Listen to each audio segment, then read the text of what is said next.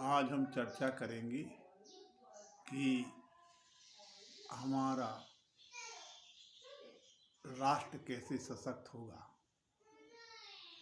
इस विषय पर चर्चा करने के लिए हम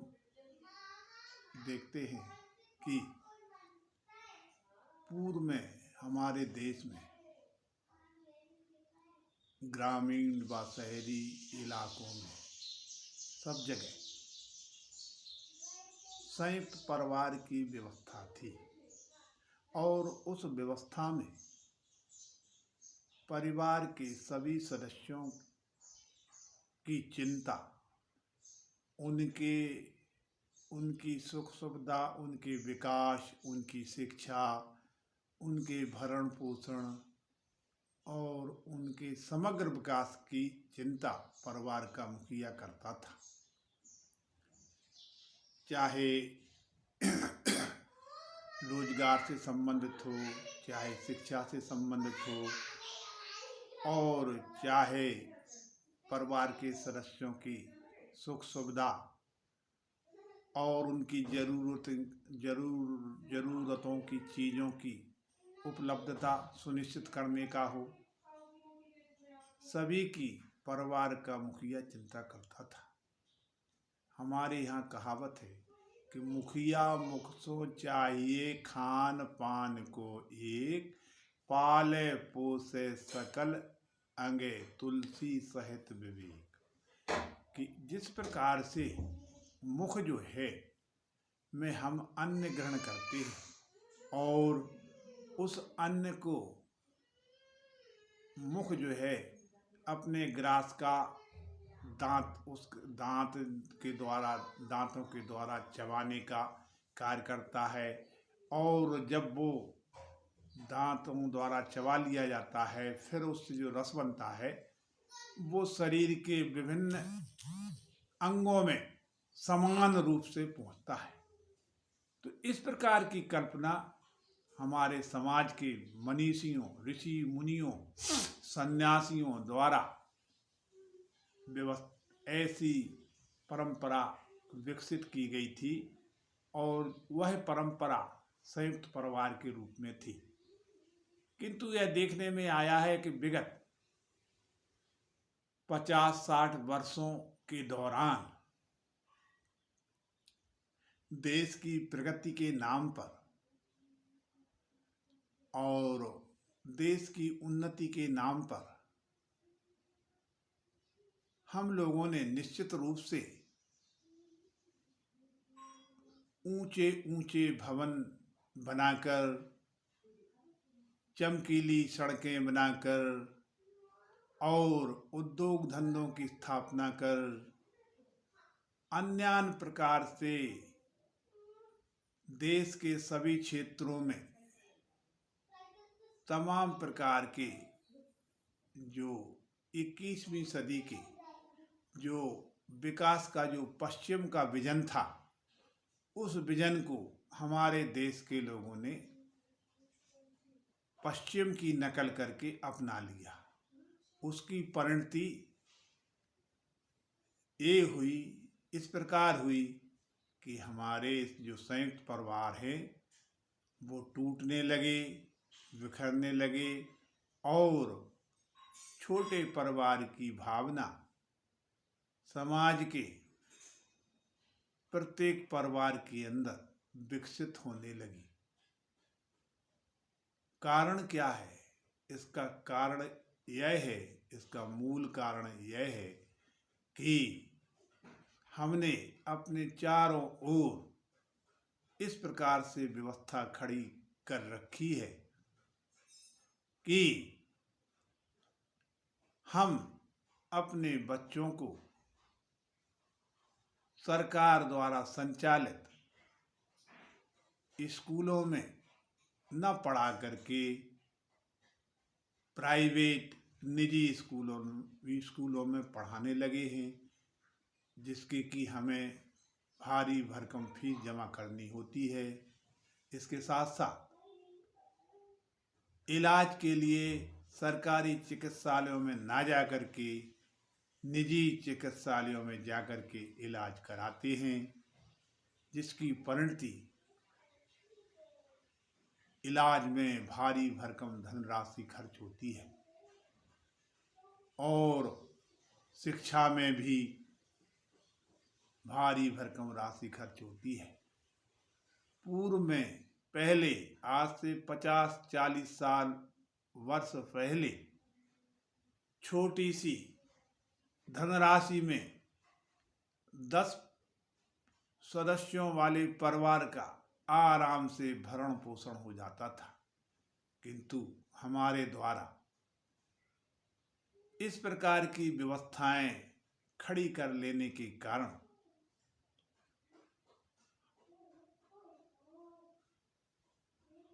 लोग बाग, परिवार के सदस्यगण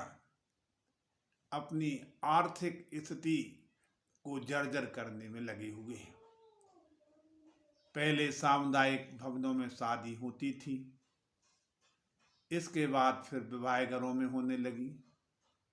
इसके बाद शहर से बाहर रिसोर्ट में शादी होने लगी, जिसकी परिणति जिस शादी का खर्च सामुदायिक भवन में होता था, धर्मशाला में होता था, ना के बराबर खर्च आता था, किंतु वही शादी जब विवाह घर में होने लगी तो खर्च 1.5 से 2 लाख 3 लाख हो गया। और फिर जब वह शादी रिसोर्ट से होने लगी शहर के बाहर, तो वो खर्च 15-20 लाख 25 लाख तक पहुंच गया। यहाँ तक कि 30 लाख 35 लाख तक खर्च पहुंचने लगा। अब बाहर रिसोर्ट में शादी करने वाले लोग अपने समकक्ष साधन संपन्न लोगों को आमंत्रित करते हैं और शादी समारोह करने वाले सज्जन के यहाँ उसके आर्थिक स्थिति से कमजोर रिश्तेदार आने में संकोच करने लगते हैं और जिससे कि समाज में, परिवार में, रिश्तेदारों के बीच एक दूरी पैदा होने लगी और इस दूरी का परिणाम यह हुआ कि परिवारों में, रिश्तेदारों में आपसी भाईचारे में कमी का एहसास हुआ। इसके साथ साथ पहले नेताजी सुभाष चंद्र बोस 14 भाई बहन थे और नेताजी सुभाष चंद्र बोस 9वें नंबर के थे। छोटी सी आमदनी में इतने बड़े परिवार का भरण पोषण कर लेते थे आराम से। एक दूसरे के प्रति समर्पण का भाव, एक दूसरे के प्रति आत्मीयता का भाव और एक दूसरे की सुख सुविधा का ध्यान रखना और एक दूसरे की उन्नति में सहायक होना, ऐसा सुंदर उत्तम विचार था, जिसकी परिणति से संयुक्त परिवार पुष्पित पल्लवित होते थे, भली प्रकार से चलते थे। किंतु आज की इस चकाचौंध भरी दुनिया में हमारे द्वारा विलासतापूर्ण जीवन को स्वीकार करने के कारण और महंगे महंगे रिसोर्ट में शादी करने के कारण, साथ साथ निजी अस्पतालों में इलाज करवाने के कारण और निजी शिक्षण संस्थाओं में पढ़ाने के कारण और जरूरत न होने के बावजूद गैर जरूरी चीज़ों की खरीदारी करने के कारण अनावश्यक रूप से धन को गैर जरूरी कामों में खर्च करने के कारण और आवश्यकता न होने के बावजूद भी अपने जरूरत से अधिक कपड़ों की खरीदारी करने और गैर जरूरी सामानों की खरीदारी करने के कारण 60-70 हजार 80 हजार कमाने वाला एक व्यक्ति अपने एक एक बच्चे के भरण पोषण और पति पत्नी के भरण पोषण करने में ही अपने को समर्थ पा रहा है। और यह एक ऐसी प्रवृत्ति और एक ऐसा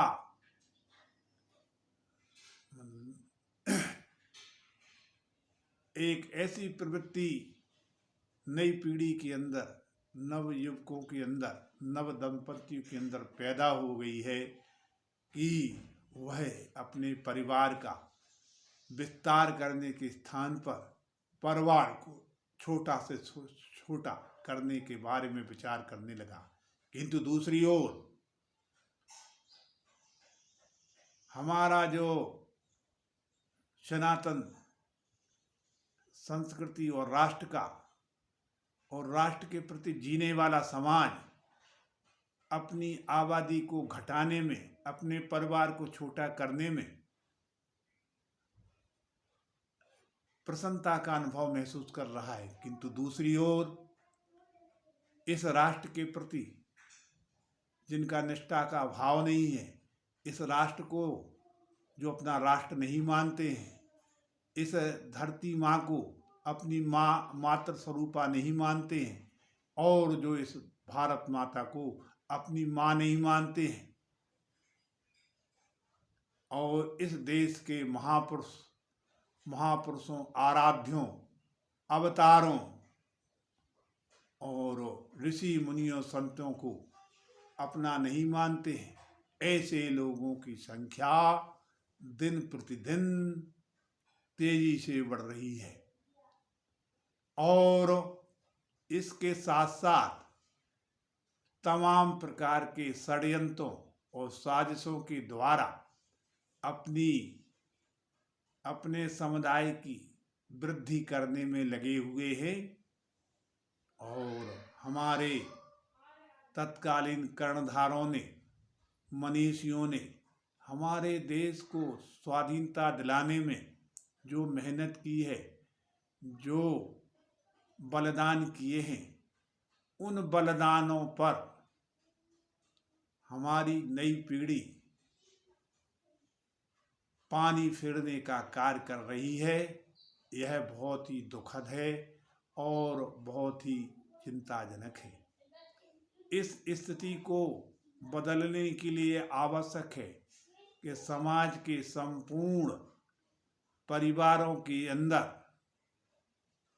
समाज के हित में चिंतन करने की आवश्यकता है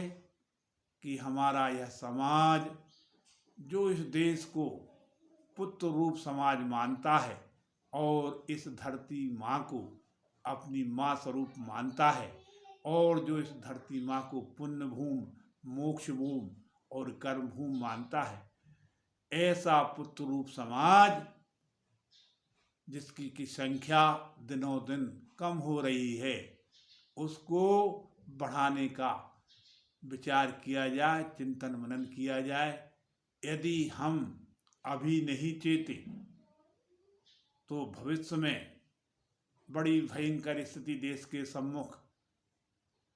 आएगी और यह देश संकटों से ग्रसित होगा, इसमें कोई संदेह नहीं है।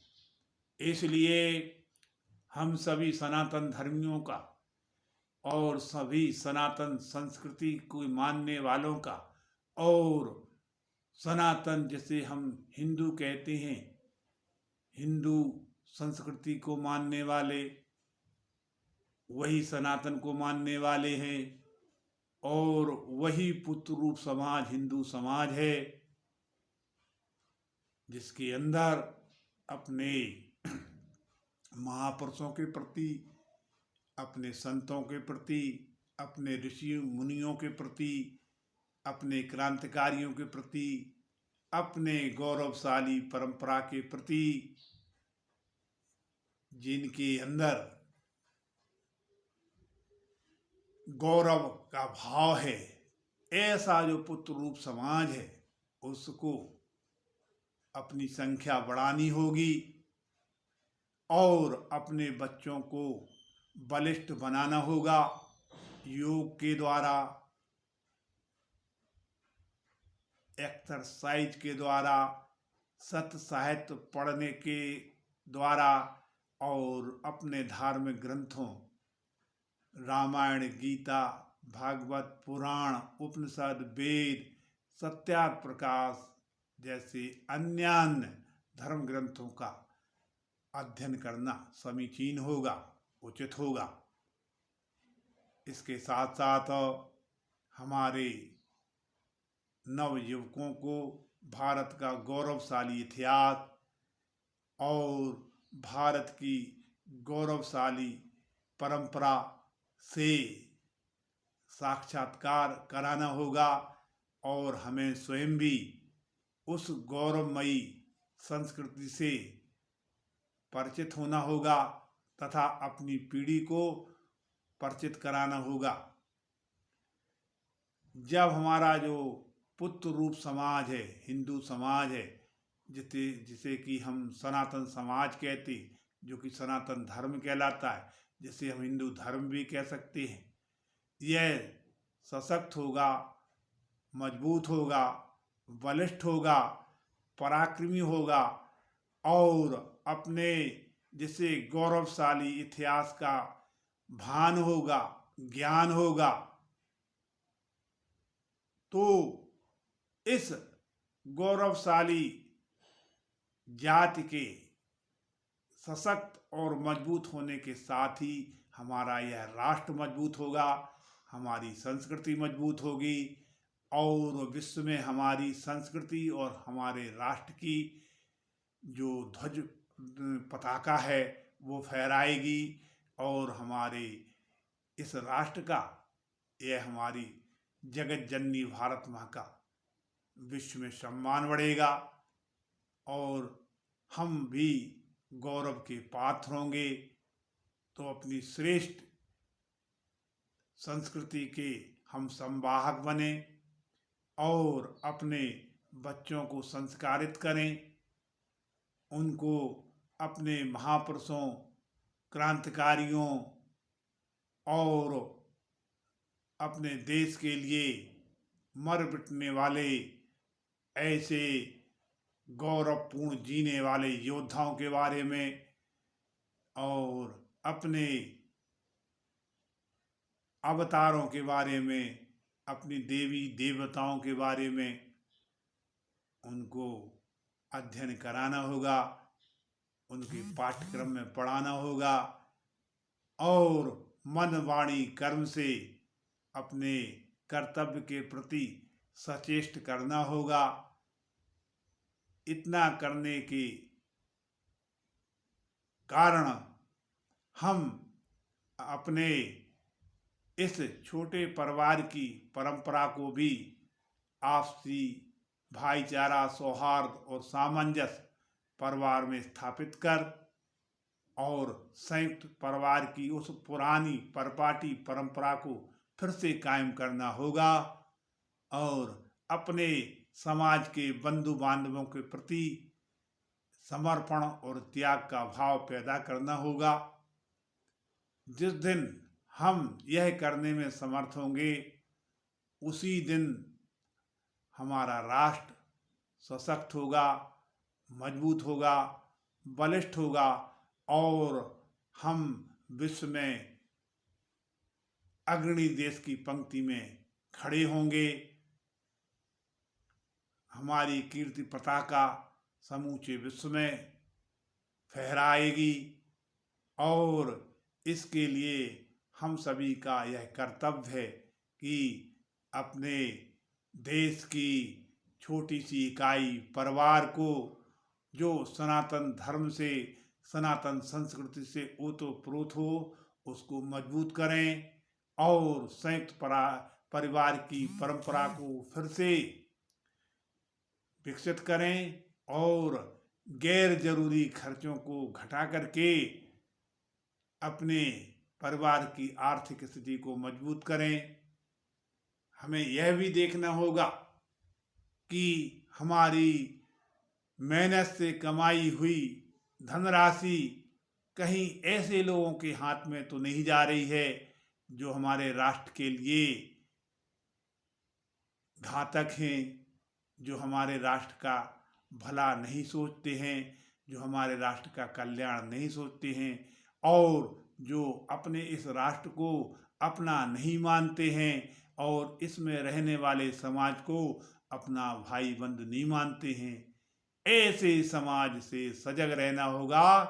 और उन सभी समाजों के हाथ में हमारे मेहनत की जो कमाई है उसको जाने से रोकना होगा। और इसका मेरा कहने का तात्पर्य है कि हमें ऐसे जयचंद की सोच वाले विधर्मी और देश के विरुद्ध षड्यंत्र रचने वाले, साजिश रचने वाले ऐसे देशद्रोही, अलगाववादी और माओवादी, नक्सलवादी विचारधारा से ओतप्रोत ऐसे लोगों को बहिष्कृत करना होगा और उनका सोशल, सामाजिक व आर्थिक बहिष्कार करना होगा। इतना करने के साथ ही हम अपने समाज के बारे में भी चिंतन करें और समाज को सशक्त बनाने के वे सभी उपाय करें जिससे कि हमारा समाज मजबूत हो और जो हमारे देश का जो पुत्रभूत समाज है, हिंदू समाज है, जो सनातन समाज है, वो मजबूत होगा तो हमारा राष्ट्र मजबूत होगा।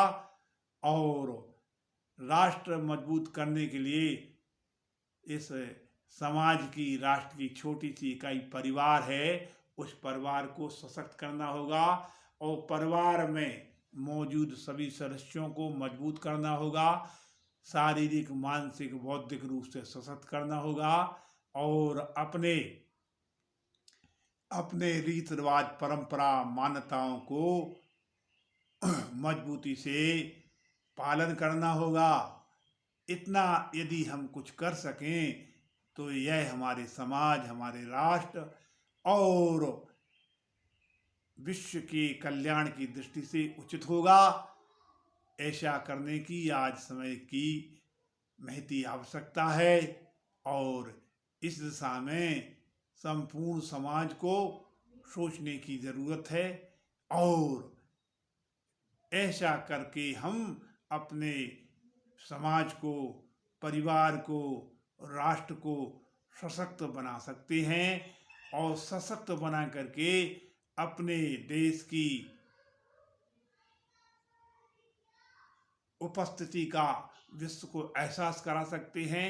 और विश्व के कमज़ोर राष्ट्रों की हम मदद कर सकते हैं। उनकी मदद हम खाद्यान्न उपलब्ध करा करके, दवा उपलब्ध करा करके और अंतर्राष्ट्रीय मंच पर कमज़ोर राष्ट्र को दबाने वाले राष्ट्रों का विरोध करके और एक ऐसी लाबी बना करके जो विश्व कल्याण के लिए काम करने वाली हो, ऐसा संगठित शक्ति, सज्जन राष्ट्रों की संगठित शक्ति तैयार कर पूरे विश्व में शांति, प्रेम और भाईचारे की भावना को हम विकसित कर सकते हैं। यदि हम ऐसा करने में समर्थ होते हैं तो यह हमारे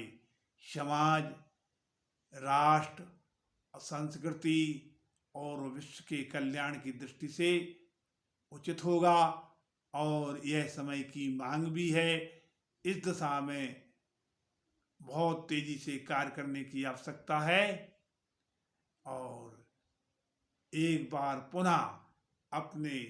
हिंदू समाज के, सनातन समाज के सभी बंधुओं से यह अनुरोध करते हुए कि मैंने आज के कथन में जो भी कहा है उस पर आप